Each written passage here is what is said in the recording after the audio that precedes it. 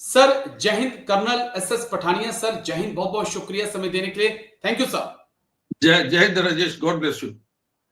Thank you sir, आपने अहम समय मेरे लिए और मेरे दर्शकों के लिए निकाला है। दरअसल एक बड़ा अहम मुद्दा था जिसके ऊपर मैंने आपके साथ बातचीत करनी थी। जो मुल्ला मुनीर हैं, पाकिस्तान के फील्ड मार्शल मुनीर, जो 3 बार अमेरिका जा चुके हैं, उनके इन दौरों का असर देखने को अब मिलने लगा है सर। दरअसल खबरें आ रही हैं कि जो मुल्ला मुनीर डोनाल्ड ट्रंप को एक सूटकेस में कुछ भरकर दिखा रहे थे, जिसके बारे में कहा गया कि ये रेयर अर्थ मिनरल्स हैं जो पाकिस्तान के अंदर मौजूद हैं। ट्रंप उनको देखकर बड़े खुश हुए थे और अब खबर है कि एक फर्स्ट कंसाइनमेंट जहाजों में भरकर जो है अमेरिका भेज दिया गया है और इसके बदले में अमेरिका कुछ मिसाइल्स, कुछ एयर डिफेंस सिस्टम भी पाकिस्तान को देने के लिए तैयार हो चुका है। तो किस प्रकार से अमेरिका की गोद में फिर से पाकिस्तान को बैठते हुए आप देख रहे हैं सर? देखो राजेश यार, ये जहां तक यूएसए और पाकिस्तान की रिलेशनशिप हम देखें और पाकिस्तान की रिलेशनशिप चाइना के साथ देखें और रशिया के साथ जो थी जब वो थे वहां पे, तो ये हर जगह अपना फायदा ढूंढते हैं क्योंकि इनके पास पैसा तो है नहीं।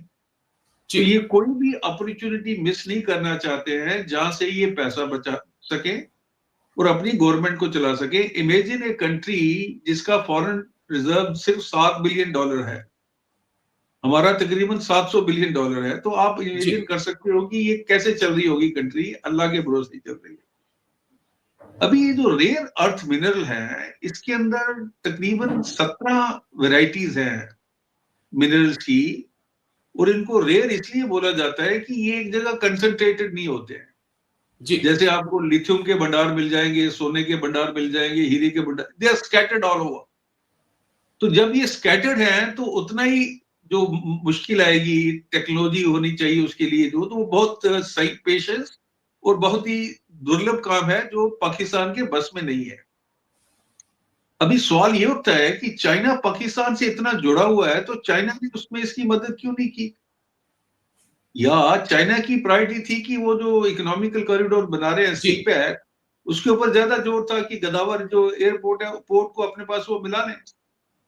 तो अभी रशिया चाइना को मद्देनजर रखते हुए, पाकिस्तान से उसकी प्रॉक्सिमिटी को देखते हुए, ये यूएसए ने अपनी एक नई चाल चली है। उसमें ये क्या करेंगे कि they will help Pakistan in taking out those rare earth minerals.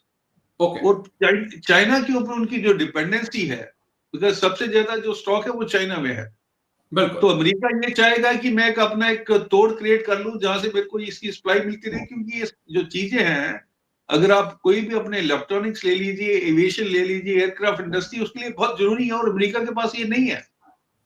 तो ये उन्होंने एक स्ट्रेटेजिक पार्टनरशिप उनके साथ की। एक तो उनके जो स्ट्रेटेजिक इंटरेस्ट है वो कंप्लीट हो जाएंगे, वो अफगानिस्तान में भी घुस पाएंगे, और कल को रेयर अर्थ मिनरल वहां भी निकलते हैं तो अमेरिका उसको भी संभाल लेगा।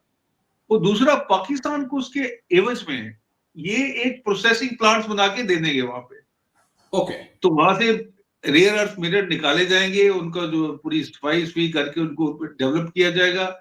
उससे पाकिस्तान को भी जो कुछ जॉब क्रिएट हो जाएगी और मुनीर ये इस पोजीशन में होगा कि वो कह सके मैंने अपने देश के लिए किया है।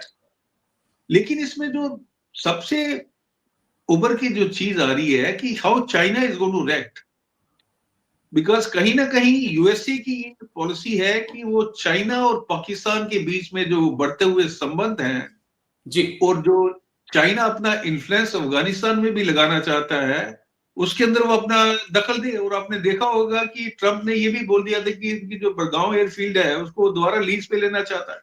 बिल्कुल सर। तो एक गेम चल रही है वहां पे, और पाकिस्तान या मुनीर देखिए इज डी फैक्टो प्रेसिडेंट, तो वो अपने फायदे देख रहा है। पहले सबसे पहले अपने फायदे देख रहा है, उसके बाद प्रोजेक्शन के लिए। आपने ये भी देखा होगा कि ये जो बीएलए और उसके जो एसोसिएट थे बलूचिस्तान में, उनको अमेरिका ने टेररिस्ट घोषित कर दिया है।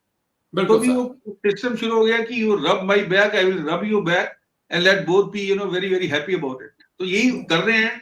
मुनीर को देश के साथ कुछ लेना देना नहीं है, और ये ऐसा शख्स है जिसके बारे में ये बताया जा रहा है कि ये पहला चीफ ऑफ आर्मी स्टाफ या फील्ड मार्शल है जिसने अपनी सर्विस में ही यूएसए में प्रॉपर्टी ले ली है। तो और उसके बाद ट्रम्प के अपने इंटरेस्ट भी है वहां, ये जो आजकल चल रही है क्रिप्टो करेंसी चल रही है, उसका भी उन्होंने वहां पे पाकिस्तान में एक चीज कहा जा रहा है कि जिस प्रकार से सन 1400 के आसपास 1500 के आसपास जो है, जब अंग्रेज भारत आए थे तो उन्होंने जहांगीर से कुछ कदम रखने के लिए एक छोटी सी जगह मांगी थी कि हमें थोड़ी सी जगह दे दीजिए, और उसके बाद पूरा भारत जो है अंग्रेजों ने कब्जा लिया था।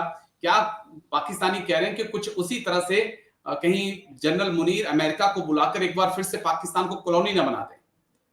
नहीं, वो तो लोग तो अभी ये बात करते हैं कि वो चाइना की कॉलोनी है। बिल्कुल। अभी सवाल ये है कि दो कंट्री की कॉलोनी तो एक जगह नहीं हो सकती ना। और ये कहीं ना कहीं ये मैसेज भी जा रहा है चाइना को कि भाई साहब, आप हमें अकेला मत समझिए।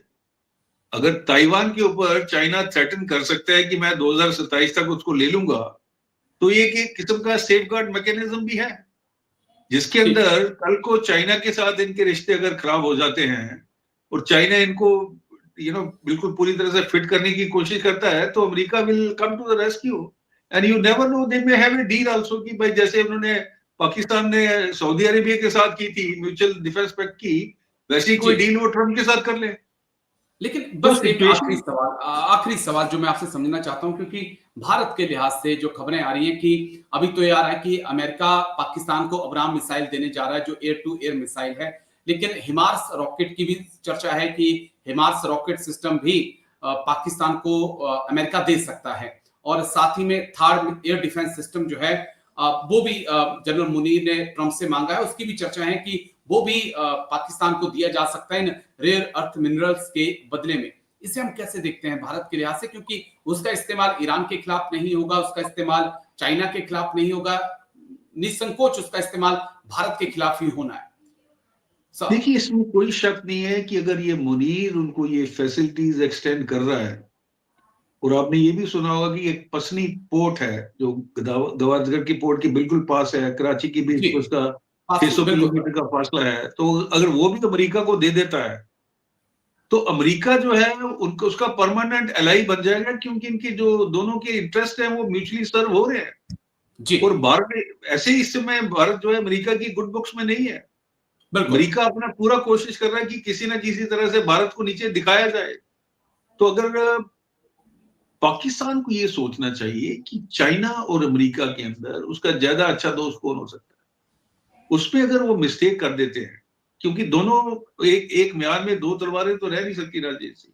बिल्कुल। और जिस तरीके से चीजें उभर के सामने आ रहे हैं, मुनीर वो कोशिश कर रहा है कि दोनों साइड को खुश रखूं, रशिया के साथ भी अपने रिश्ते मजबूत करूं, और भारत को कहीं ना कहीं नीचा दिखाने की वो कोशिश करें। तो वो उस तरीके से वो अपनी एक स्ट्रेटेजी चल रहे हैं, और उसके अंदर ट्रंप भी आ रहा है, शी जिनपिंग भी है, पुतिन भी है, बिकॉज हर देश अपना देखता है कि मेरे नेशनल स्ट्रेटेजिक और इकोनॉमिकल इंटरेस्ट कैसे हैं, and how I can influence the geopolitics of a particular area. तो ये सिचुएशन पाकिस्तान के लिए इस समय फेवरेबल है, इंडिया के लिए फेवरेबल नहीं है। जितनी भी ये डेवलपमेंट हो रही है, we have to be very very cautious about it. बस आखिरी 1 मिनट में मुझे एक छोटा सा जवाब आपसे चाहिए होगा कि क्या जिस प्रकार से army chief general Upendra Dwivedi sir ने कहा कि भूगोल से पाकिस्तान को रहना नहीं रहना वो सोच लें, और रक्षा मंत्री राजनाथ सिंह ने भी कहा कि कराची का रास्ता सरक्रीक से जाता है, क्या एक बार फिर से हम एलओसी पर या आईबी पे टेंशन देख सकते हैं आने वाले 3-4 महीनों में? If you ask my personal opinion, no. Okay. मतलब अगर आप बात कर रहे हैं कि क्या ऑपरेशन सिंदूर दोबारा शुरू हो जाएगा, आई हैव माय डाउट्स।